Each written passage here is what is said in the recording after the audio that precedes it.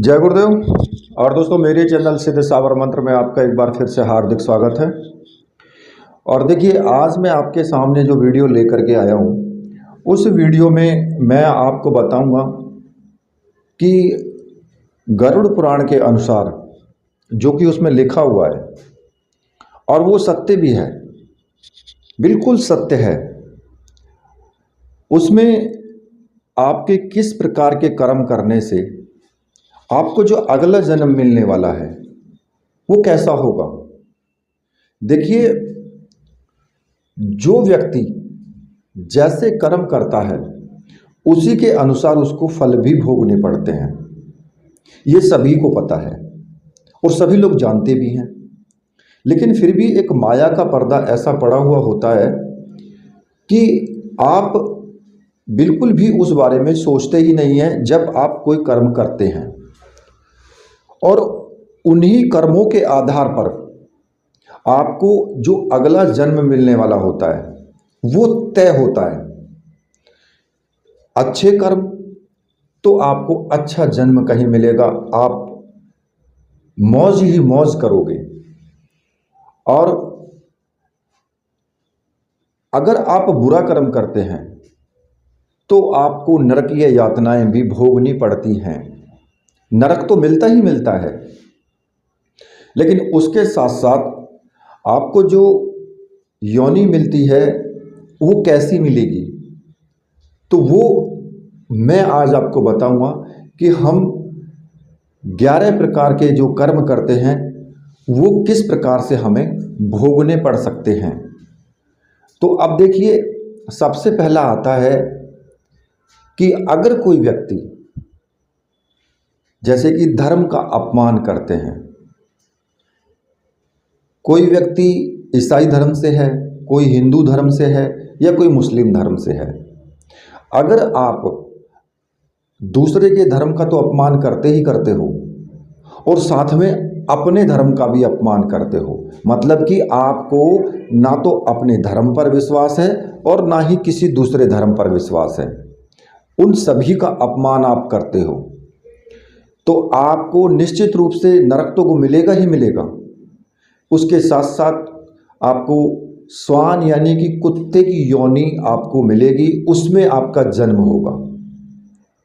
अब वो जन्म कितने दिन तक रहता है, वो आपने कितनी बुराइयां की हैं, धर्म की कितना अपमान किया है, उसके अनुसार नियत होता है। कभी कभी आपने देखा होगा कि या तो कोई कुत्ता एक्सीडेंट में मारा जाता है, कार वगैरह या फिर ट्रक वगैरह, या फिर कोई व्यक्ति मार देता है, या फिर कुत्ते ही आपस में मार देते हैं, मतलब कि उसकी मृत्यु हो जाती है जल्दी। तो उसने कर्म भोगा, तो उसकी जो आयु है वो उसी के अनुसार कम हो जाती है। अगर उसने कम अपमान किया है तो फिर उसको कम दिनों तक जिंदा रहना होगा, जल्दी ही वो उस योनि से मुक्त हो जाएगा। अब वो गली गली भौंकता रहेगा, लेकिन उसकी सुनने वाला कोई नहीं होगा। तो इस प्रकार का कर्म करने से आपको ये जो आपका जन्म है वो इस प्रकार का होगा। और दूसरे नंबर पर आता है, अगर आप अपने मित्र से अगर आप छल करते हैं।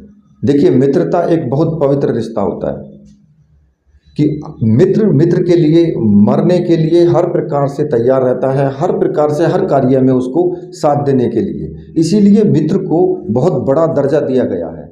अगर कोई मित्र किसी के साथ में धोखा करता है या छल कर लेता है तो उसको जो गिद्ध के रूप में उसको योनि मिलती है, जो कि पहाड़ों में सड़ा गला मांस खाते रहते हैं और उस योनि को भोगते रहते हैं।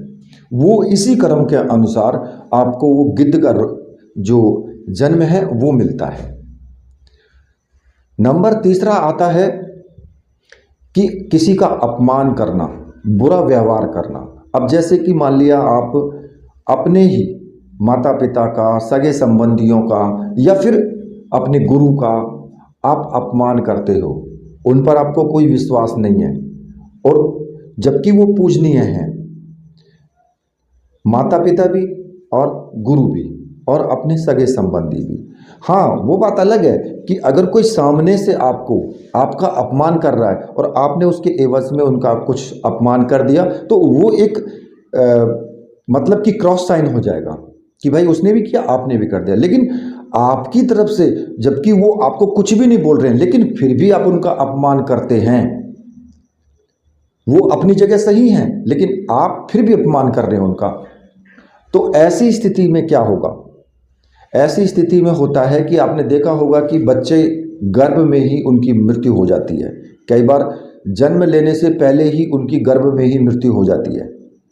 तो आपने को नरक तो भोगा ही भोगा भाई, 4 महीने 6 महीने का आपने नरक गर्भ के अंदर भोगा, लेकिन फिर भी आप भोग करके भी आप इंसान योनि को नहीं पा सके, आपकी वहीं पर मृत्यु हो गई। तो उन्हें ऐसी मृत्यु प्राप्त होती है। नंबर 4 पर आता है कि चालाकी से किसी भी व्यक्ति को मूर्ख बना लेना।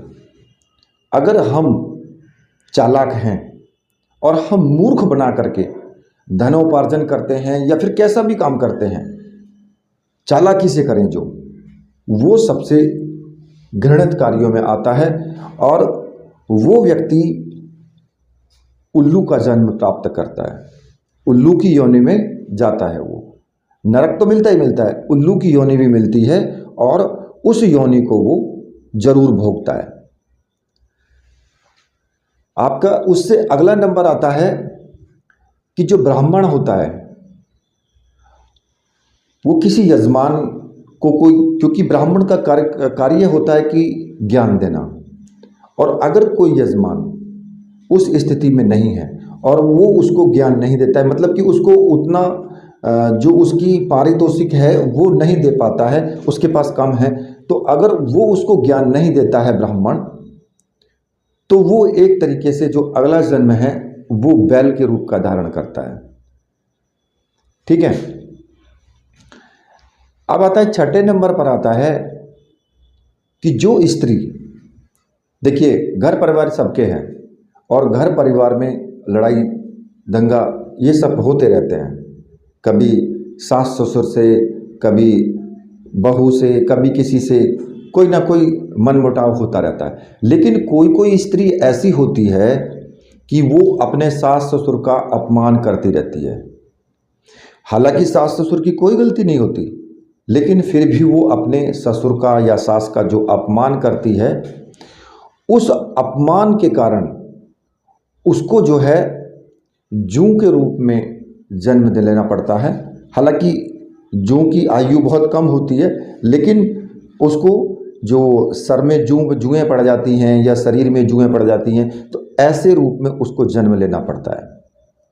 नंबर 7 में आता है कि अगर कोई व्यक्ति चोरी करता है, जैसे कि कोई अन्न की चोरी करता है या किसी और दूसरी चीज़ों की चोरी करता है, तो उसको छछूंदर का रूप मिलता है, उसको छछूंदर का जन्म मिलता है। ये गरुड़ पुराण में लिखा है, इसको कोई बदल नहीं सकता है, और जो लिखा है वो बिल्कुल एकदम सत्य लिखा है।